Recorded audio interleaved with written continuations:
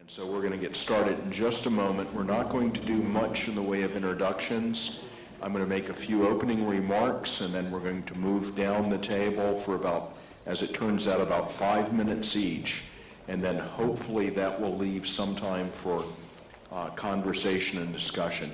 Welcome. I'm Jim Haw, Director of the USC Environmental Studies Program. By training, I'm a chemist, but I've been running the environmental program for the last 7 years. One of the innovations that we came up with is for the last 4 years, I've been teaching a class that travels to Guam and Palau, looking at complex environmental problems in the Western Pacific. And there are a couple of things that I want to open with from that experience. One is that one of the things that we've looked at very closely for the last 4 years is the effect of the military buildup on Guam. And I can state without any hesitation that the realignment of the Marine basing really was about trying to get Marines out of Okinawa, not about encircling China.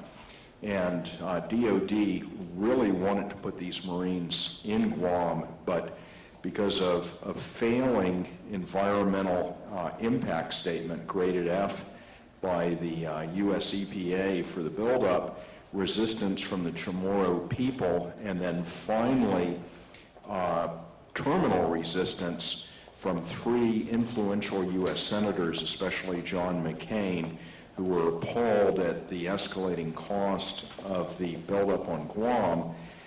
The plans there were scaled back, and I think Australia was a beneficiary of that. And so from my perspective, or from the Guam perspective, this really had nothing to do with China. The other thing that I wanted to say from that course that speaks directly to this panel and brings us right to the moment is that in the 4 summers I've spent in Guam and Palau, I've been really amazed at the level of middle-class Asian tourism that I see in that part of the world, and it's really very distinct in different places. So in Guam, what you in fact have is some of the most unusual tourism I've ever seen, and that is wedding tourism from Japan.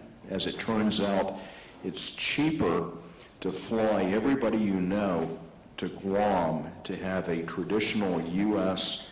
wedding than it is to put on a traditional Japanese wedding domestically. And so if you go to the Guam Hilton, you see these wedding chapels. Every place along Tumon Bay, you have these beautiful Japanese brides in traditional U.S. wedding dresses with 60 or 80 of their closest friends, who've popped down to Guam for a couple of days. In Palau, it's completely different. What you do see a lot of Japanese, but you also see a tremendous amount of Taiwanese. Now, as luck would have it, I spent most of last month in Australia, which I cited to the organizers as being my chief qualification for today. And curiously, everywhere I went in Queensland, whether it was in Brisbane or up in the Daintree rainforest, it seemed like half of the people around me were tourists from Asia, in particular from the PRC. And so we were in the Copper Creek area in Daintree, where there must have been 100 people total, including the people that lived there. And, we had these Chinese tourists with us everywhere we went. And I got so curious that I, in fact, Googled this up and went to an Australia tourism website.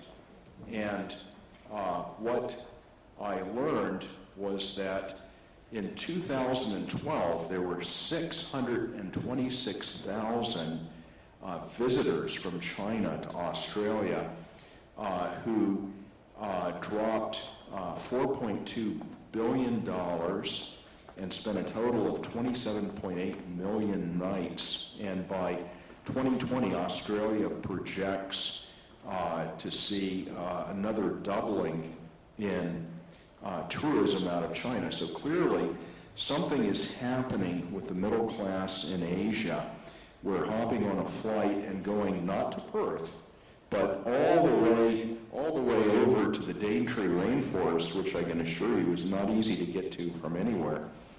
And thinking about an evolving middle class that has this kind of affluence, I think we're going to see a lot of changes in the demographic. We're going to see a lot of demands on political systems of various sorts. We're going to see a lot of issues involving food, energy, and water resources that are going to create investment opportunities and challenges. And then lastly, with an expanding middle class, we're going to see demand for entertainment and services that previous generation may not have enjoyed. And so given the tight time schedule, that's all I'm going to say from an introductory standpoint, and I'm going to pass to my first speaker. Thank you. Well, good afternoon, everybody. I am the Lord Mayor of Perth in Western Australia. My name's Lisa SCAFFIDI. I have a great affinity for all things American. I travel to the United States privately and obviously in my role as the Mayor, and have enjoyed my participation with G'day USA so far. As a bit of a context and a starting point, I know that many of you may not appreciate where Perth is, sadly, and that is why we're here. Perth is the capital city of Western Australia, and Western Australia is the largest state in Australia. You Americans think Texas is a big state. Well, Western Australia is about 3.5 to almost 4 times the size of Texas. We represent about a third of the Australian continent, and we're also very fortunate in that our state is rich with an abundance of natural resources in both energy and mineral industries. And it's certainly that is allowing us to have a great connection with China and Southeast Asia. And certainly in my roles prior to being Mayor, but particularly since being Mayor, I travel into Southeast Asia, Japan and China a lot. And certainly I can tell you that the demand of iron ore from Japan goes back to the 1960s, and certainly that was when the Western Australian mining boom commenced, and it is where really Japanese investment and certainly American and British investment created the foundation for our state's iron ore export industry. And certainly the export of iron ore to Japan was a fundamental thing, and certainly it paved the way for our development into Asia as the state's most important trading region. And iron ore is now not the only commodity that we are trading. Certainly we've had a lot of wool trading and agricultural product, but of course these days it's moved into being oil, gas, and you know, there's a huge industry there. In fact, Western Australia now has top trading partners with China, Japan and Korea, and the Chinese demand for iron ore is strong, and it has fueled the most recent mining booms in our state. But of course now the emphasis is on obviously LNG, oil and gas. And we're also very focused in Perth, Western Australia. You've been hearing a lot of discussion today about, you know, the paradigm change, moving away from the Atlantic region and the Pacific Rim focus. Western Australia, and through the University of Western Australia, which is in one of the top 100 of the world's universities, we've actually trademarked this term, which is called in the zone. And we've recognised that, longitudinally speaking, Western Australia is in the same time zone as 61% of the world's population. And we focus very strongly on marketing that, because obviously we are going to work at the same time as all the people in that region are at work and going about their day. So we are, as we've highlighted, a very strong connector into that region. But aside from that, there are the trading strengths as well. We are an export-focused economy, and certainly these strong relationships within the Asian region are certainly becoming more apparent to us. So in regards to the growth of the middle class and what that means, it's a great opportunity for our state. And certainly by you know, I think when we look by 2030, 2/3 of the world's middle class will be in Asia, and an expanding middle class in Asia means an increased demand for the resources that I've just spoken about. And obviously rapid urbanisation across those cities throughout China particularly means a great deal of infrastructure development and therefore a lot of iron ore demand, again bringing it back to that. Western Australia produced over a quarter of the world's iron ore in 2012, and as I've mentioned, Perth is becoming a global energy hub, with the state ready to surpass Qatar as the world leader of LNG by 2020. So that again is a bit of a contextual set for you there to understand how important our production levels are. And there are about Australian $121 billion of oil and gas projects currently under construction or committed to in Western Australia. Note I say under construction because of course we haven't really gone into a full production phase which will allow us to reach those and surpass those Qatar targets by 2020. So we are a very multicultural capital city in terms of Australia. More than 34% of the people have been born overseas, so we're very proud of that fact, and certainly along with all of the capital cities in Australia, we have a great livability. If any of you are familiar with the Economist Livability Index, the Australian capital cities all rank in the top 10 of the world's most livable cities, globally speaking, which is something we're very proud of. At the same time, a lot of this development in my capital city is spurring a lot of infrastructure renewal because there is a lot of demand for a presence in our city and our state. And we've seen a lot more operations, particularly out of Houston, particularly some of the big oil and gas majors, creating their southern hemisphere headquarters in the city of Perth. The other growing challenges I think that we're focusing on is just maintaining our competitive and comparative advantage. And certainly I believe that Australian businesses need to become very proactive in Asian markets, but the reason I'm here is we also need to recognise the importance of the US market and grow together.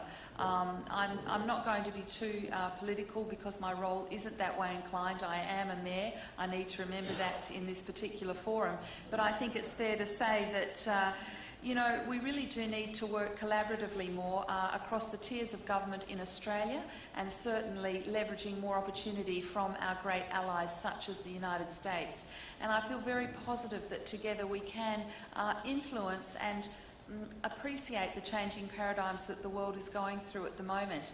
We don't need to talk about the fear of war or all these kinds of things. I think we're all mature enough to now realise that the world has changed. Trade needs to happen, people need to be educated, the world is more global. We just need to stop thinking in old paradigms and really move forward in a very positive and accepting context into the future. And I think that we really need to focus in Australia on the fact that the Minister referred to it this morning as being a high-cost nation. We can value add and we can be a very strong knowledge economy, and I think together with the United States we can forge a new partnership that will last us into the 21st century very strongly, and at the same time we can work hand in hand with China and these other countries. Back at home we talk a lot about Indonesia and the concerns we have with migration issues and stopping boats and all this sort of thing. I really think that we need to just focus on how we can assist one another live well in the 21st century. And I think the closer engagement we have with Asia is going to augur so well, because it was your own Chancellor this morning who spoke very positively about this Pacific Rim and the changing global paradigm. I'll leave my comments at that and look forward to some questions. Thank you. Thank you, Lisa. I think we're going to move through all of the speakers, and then we're going to save most of our questions and discussion for the end. So, Greg? Hi, I'm Greg Bassett. I'm actually here to talk about more micro than the macro things. We're talking about business opportunities in an expanding middle class in Asia. A little bit of background, I head the film division of Village ROADSHOW, which is an Australian public company that was established 60 years ago, and who we've been working with Hollywood for over 4 decades now.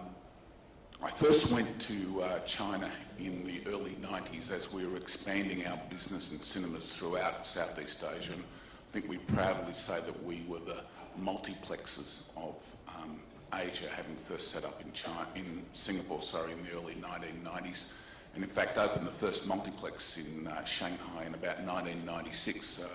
We also closed it in 1996 because there was a little problem called content and supply. But we've got a lot of experience there, and I've personally spent a lot of time there. Today, Village Roadshow has three sets of operations in Asia. We're still the leading cinema operator and distributor in Singapore, where we've been there, as I said, for over 20 years. And in China, through our theme park division, we're developing theme parks. We have a theme park currently being built on Hainan Island, which our theme park division out of the Gold Coast is doing, and we've got a couple of other projects outside Beijing and Shanghai being in development. And my division opened an office in Beijing in 2011. So we see that the Asian film market offers significant opportunities for the entertainment industry, not only in China but also Indonesia, Vietnam and Malaysia. However, at the moment our focus is clearly on China, given the rapid growth, and it's quite amazing. These stats are all over the last 5 years. The box office in China has grown from $640 million to $3.6 billion last year. That's a growth of 38% per year.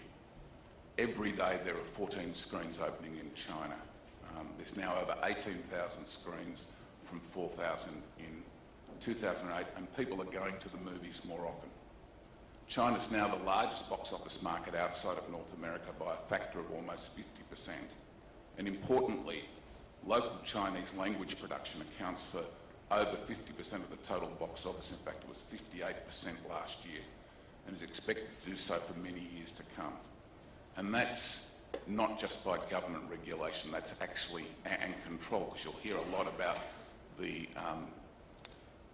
quotas and things of Western product, but it's by choice from the locals. The locals want to see Chinese films.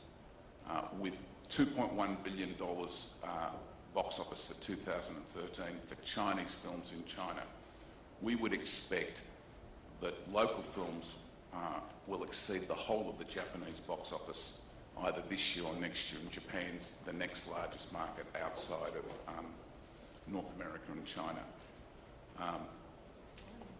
No, Bollywood, no. From a film perspective, the sky's the limit. The potential remains enormous in our view.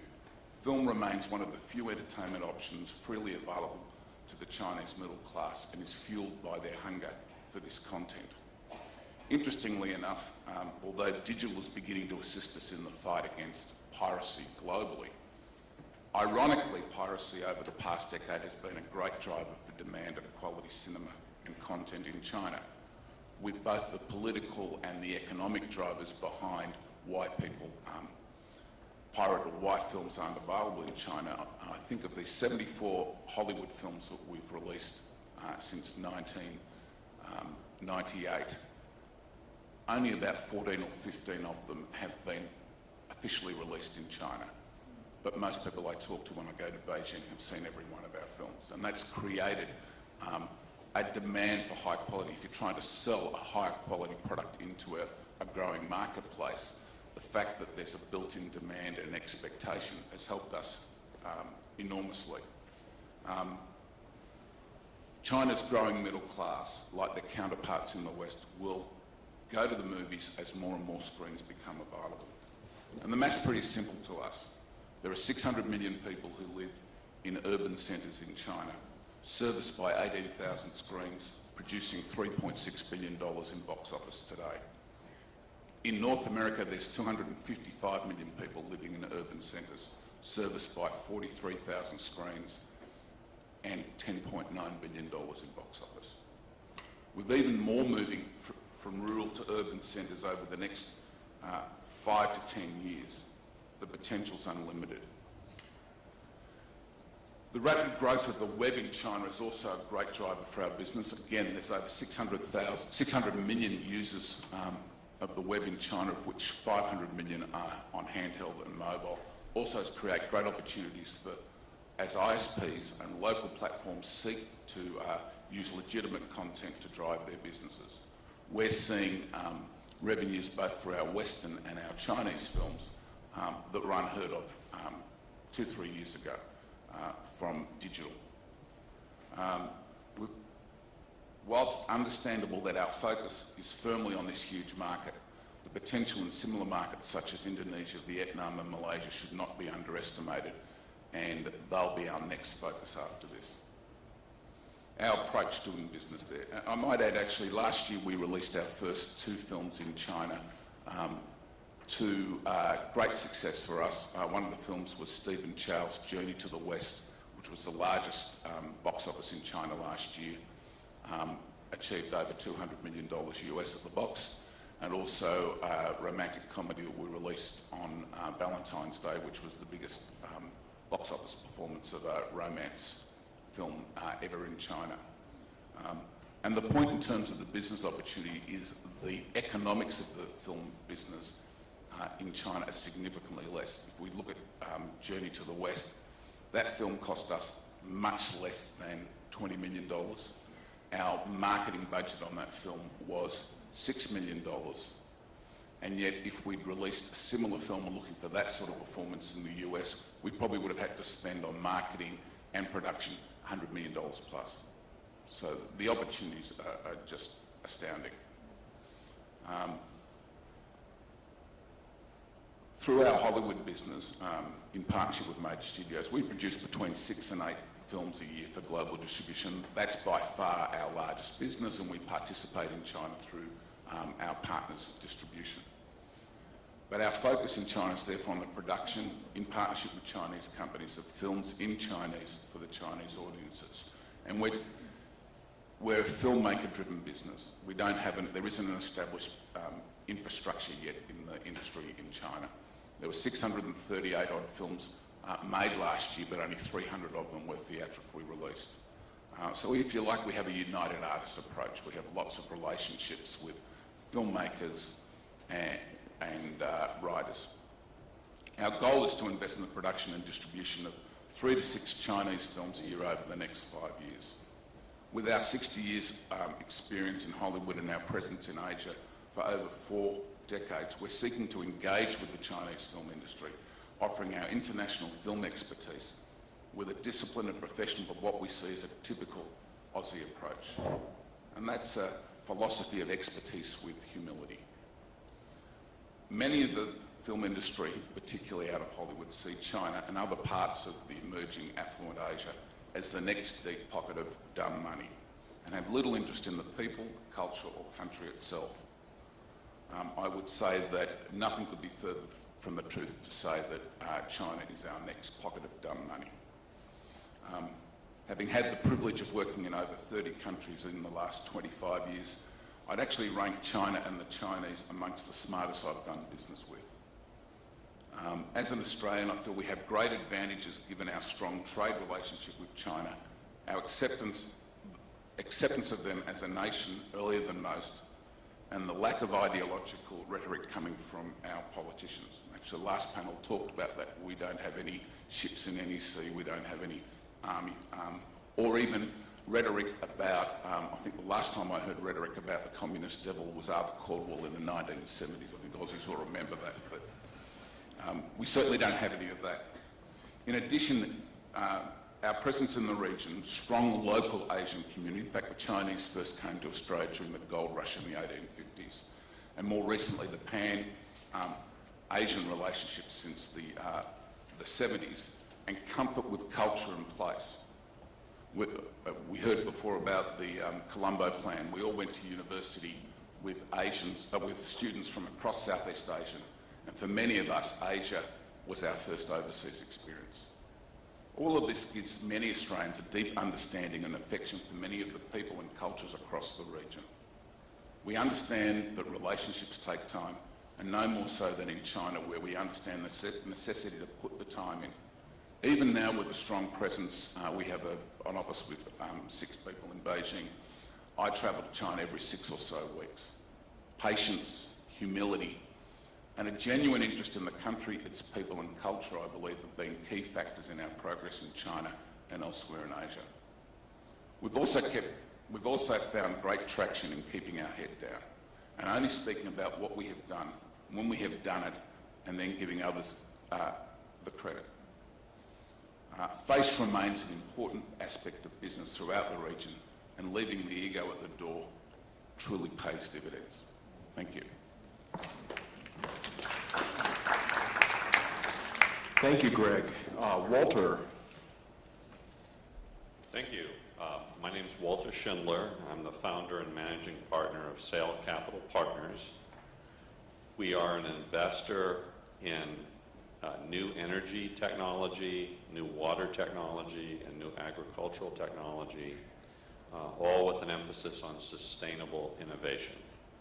And we're here because we have been making exploratory visits to Australia for the last year and see Australia as at the beginning of the first phase of a venture capital economy, which has historically not been there.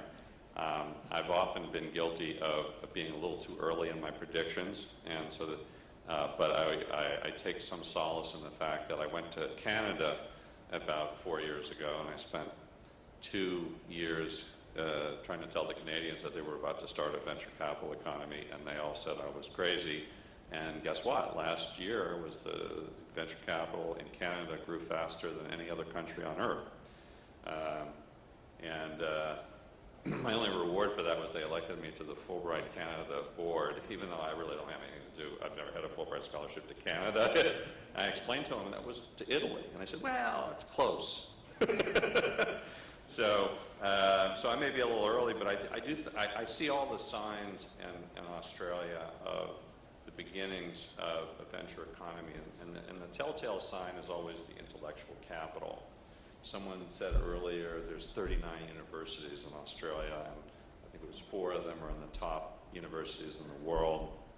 That's a really impressive accomplishment.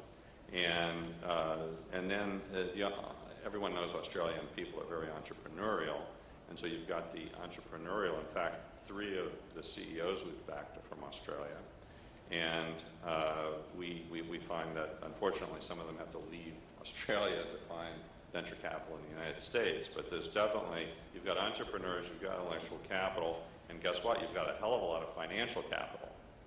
And so right now, the very last little trick is to get 1% of the financial capital in the retirement system to trickle into the venture capital economy, and then bingo, it'll be a real blast. And the reason that's important is that studies in the United States, ever since 1936, when Lawrence Rockefeller really started the venture capital industry in the United States, ever since 1936, it's been proven that for every dollar of private venture capital invested in an economy, there's $100 of value created in the GDP.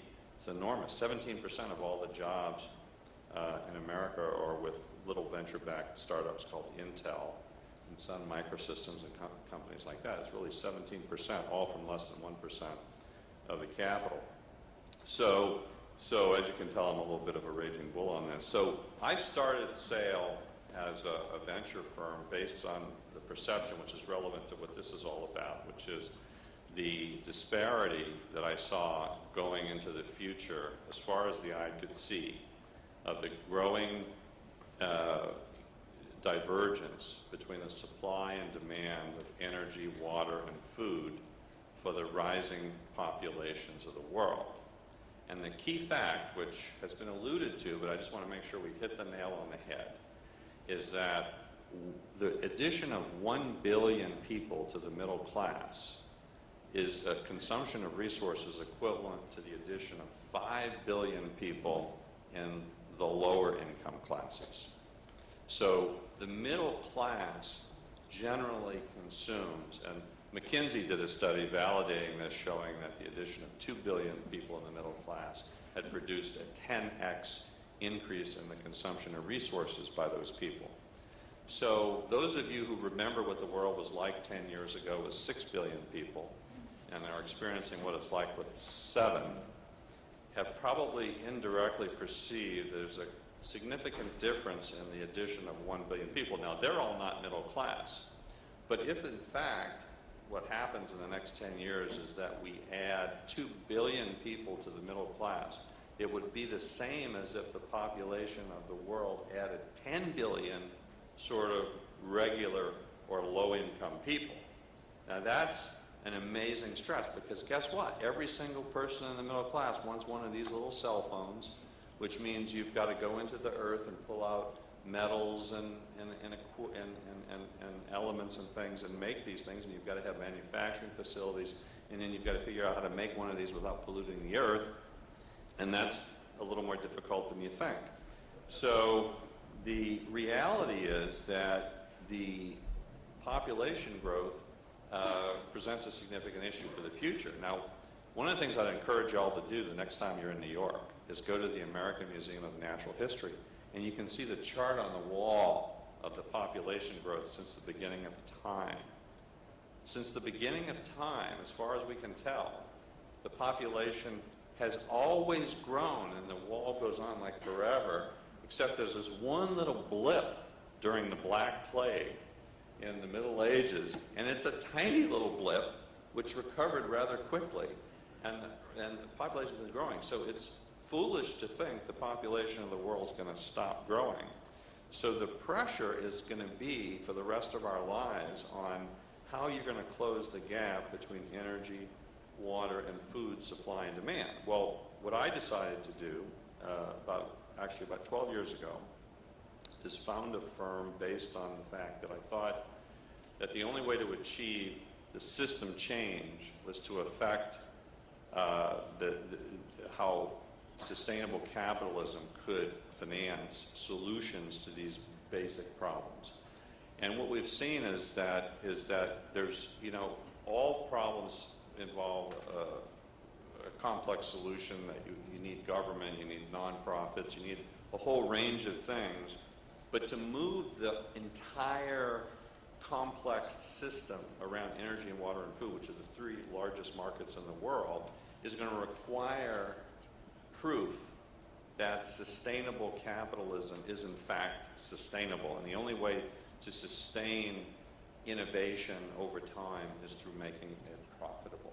So government has to encourage private investment in whatever way it can, and to affect solutions. So the final thing I want to dwell on here is so how do you really make money in investing in these areas? Well, one of the core principles, there's several, but one of the core principles is you have to look for the sweet spots. And the sweet spots are where the ideas that people have in their head are contradicted by the data. So when I started the firm, everybody said, well, you can't really invest in this area. That's not what people invest in. People invest in the internet. They invest in IT. They don't really invest in this other stuff. Well, that's proven to be wrong. But at the time, it was accepted as gospel that, you just don't invest in this area. It's hard to believe that was just 10 years ago. And then the other thing is that people often don't really see what's happening right in front of them.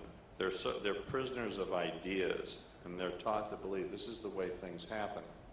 And so everyone believes that every Australian who comes to the United States just wants to be Hugh Jackman or another famous actor or actress. And yet there's a lot of entrepreneurs from Australia who come here who really want to do something else. And we've been fortunate enough, to meet people who want to create new aeronautical energy efficiency devices and want to be involved in the internet and things like that. So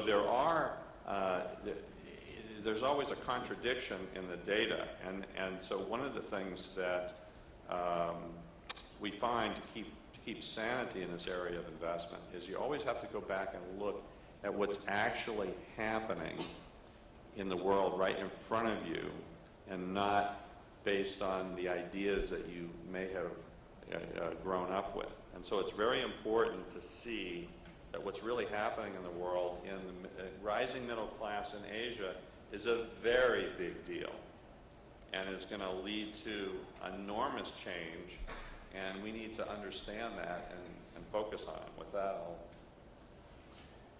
Thank you. Heather? Okay. Well, is it on? Yeah. I'm so happy to go after you, Walter. The points that you made perfect sense now. I was worried that overstates the actual level of overweight and obesity in the region. So while it was the lowest in terms of overweight and obesity, it has a higher percentage of the global burden of diabetes, and it's projected to grow astronomically in the future as well.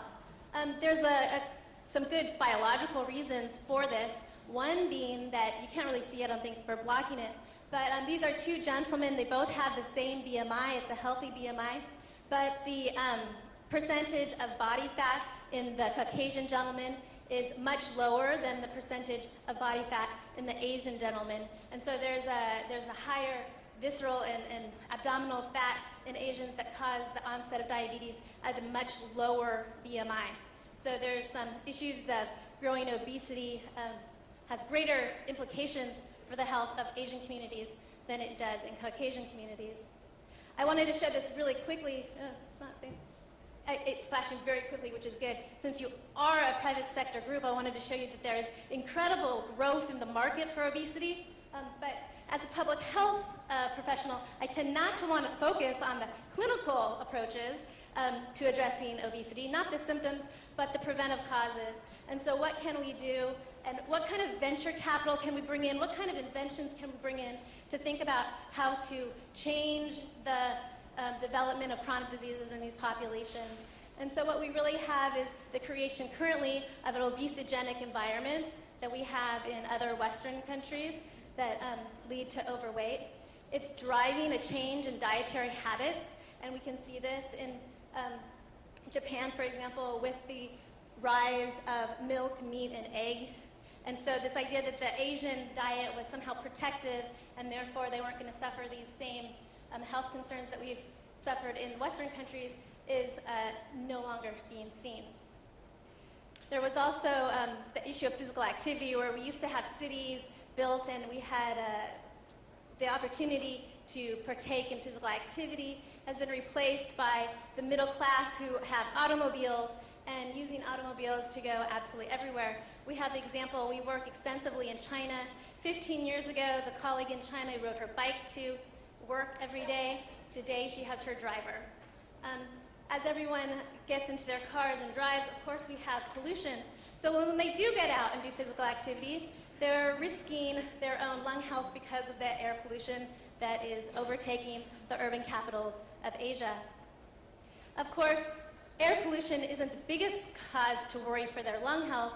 In fact, smoking is, and the combination of overweight and smoking among Asian populations is a concern.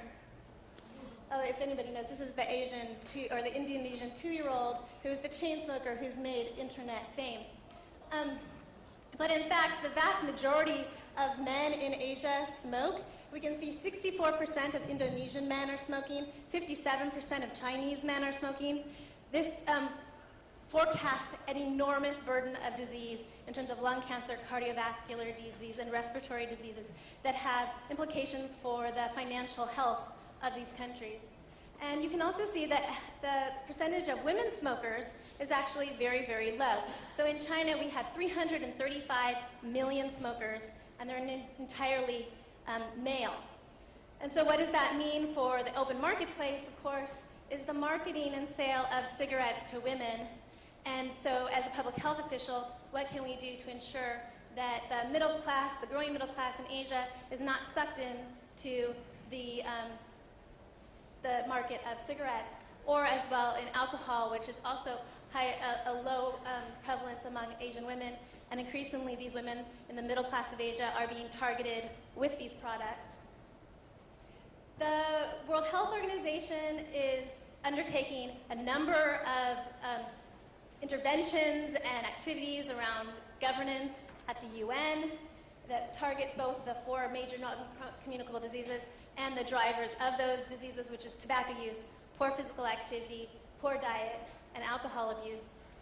The leading forum for this and the leading cause of these diseases is tobacco use, and the United Nations, under the WHO leadership, negotiated and ratified or adopted, and now over 170 countries have ratified the Framework Convention on Tobacco Control. It is the #1 tool that governments have to protect their growing middle class from cigarette use. Australia has been a leader in its implementation. Australia passed the first law in the world on plain packaging, which includes the non-branding of cigarette packages. The only brand on here for cigarettes is down there. And this has resulted in ongoing trade litigation with Australia, including under the WTO and under bilateral agreements with Hong Kong, claiming trademark violations in terms of their products. I mention this because it really brings up some of the issues we were talking about this morning in terms of the TPP and what are the abilities of governments to protect their public health in an environment in which businesses are free to sell their products in any way that they want.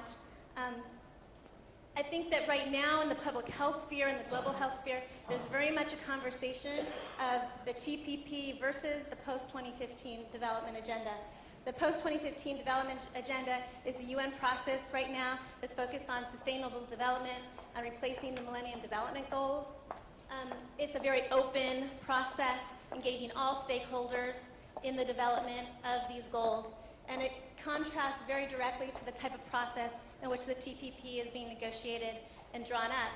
And I don't want to be an anti-TPPer here, but I think that there are some really important issues that we need to think about when we think about bringing in an additional billion people into the middle class, in terms of how are we going to handle the resources of this world, how are we going to ensure that there is sustainability in our environment and among our health.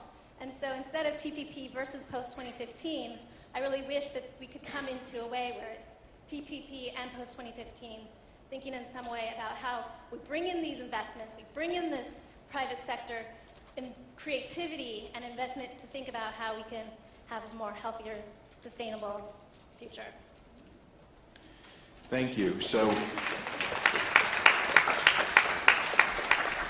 the middle class in Asia, there's going to be another billion of them, and in both good ways and bad ways, they're going to be a lot more like people in the United States.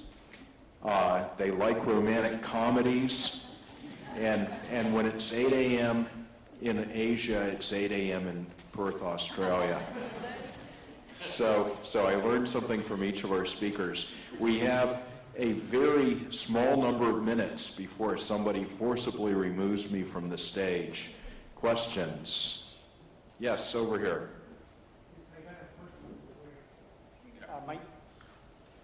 My name is Serf. I am with Serf Henko Hanover Merchant Bankers, and we have a presence in Australia this evening. I'd like to ask you one question, because we do work in the entertainment business too. What is the allocation right now of foreign movies going into China? And I work with DreamWorks, which they have the president in there also, Frank Guzzi. The allocation, the quota last year was 34 films by what they call revenue share, which is we traditionally do this around the world. We distribute a film in a country and we get X% of the budget.